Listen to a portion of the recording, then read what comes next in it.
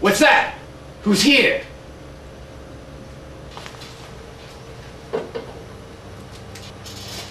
Zeus, what are you doing here? I can't stand working in the lab with you anymore. I don't know, Fricka. I just haven't been able to sleep lately.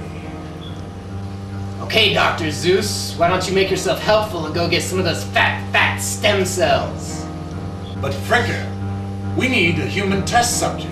You know our funding's been cut. Why don't you just go get those fat stem cells?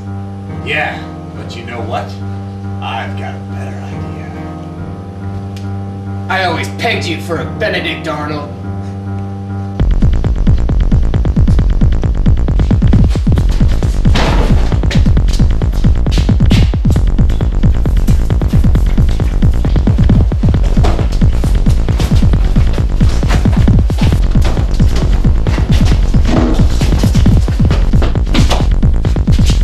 There's nowhere to run!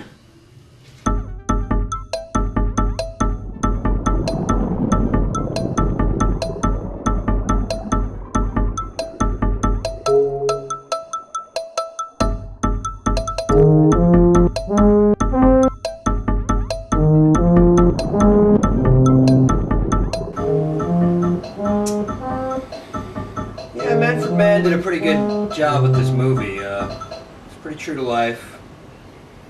I was actually surprised they found an actor that looked that much like me. Only once in a generation do two entirely different men become geniuses at exactly the same time, in exactly the same way, yet become so very different, dangerously different. Dr. Lloyd Fricker became the breakout sensation of his field when in 1979 he swept up the prestigious Swedish Kunstwapper Prize for his groundbreaking research into... When we first discovered the bonding sequence between the nuclear peptides and the neurotransmitters back in, what was it, 82? We thought we had the solution to the fat mice and the human problem.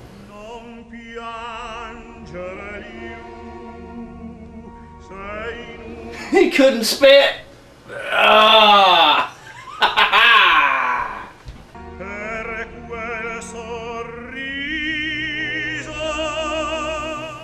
The only person there was for me to work with was Dr. Al Zeus.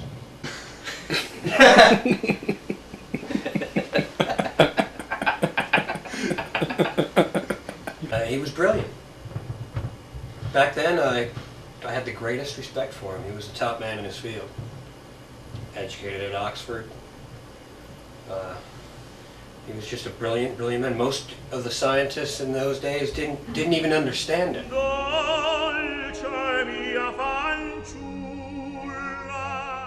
So describe your relationship with Dr. Lloyd Fricker.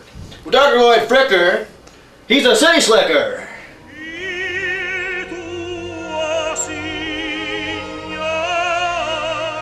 But after a while, you know, he wouldn't listen. He wouldn't listen to reason. There was a gorilla that kept showing up at the lab, and clowns started appearing, trying to help us. I didn't really need the help of a clown. Or a gorilla.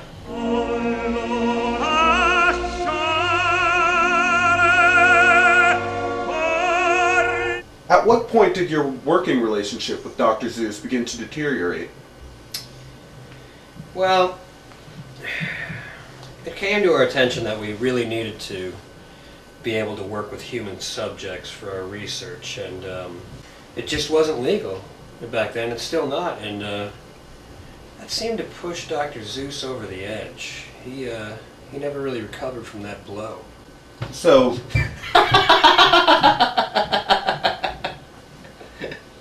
Yeah?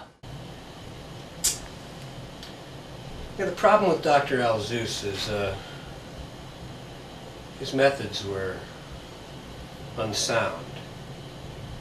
In fact, after a while, I didn't see any method at all. so how's your research going? My research is good. As it should. But the bitches don't give me the riches. We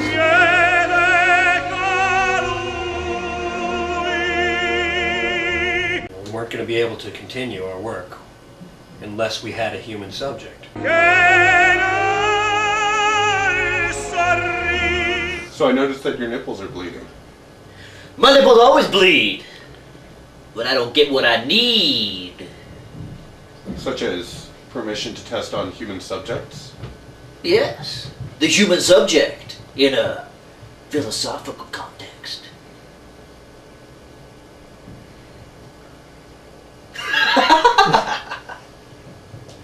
In fact, just mentioning human subjects seemed to make us pariahs in the scientific community, and Dr. Zeus just, he broke down after that. He cracked up.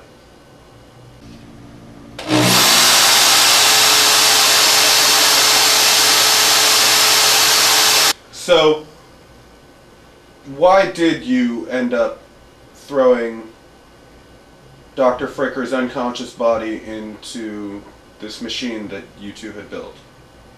Well, we needed a human subject, don't you see? And it sure as hell wasn't gonna be me. That little bitch was going right in the can!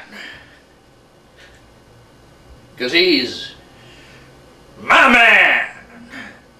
So I brought him the ape, fed him some grapes, had tons of clowns all around. They were so good to me, 'cause they understand the entropy, the syncretic investigations into the minds of all of those people, well, their behinds. So we had him film it, and then we had him put it in. He's a sick man. A very, very sick man.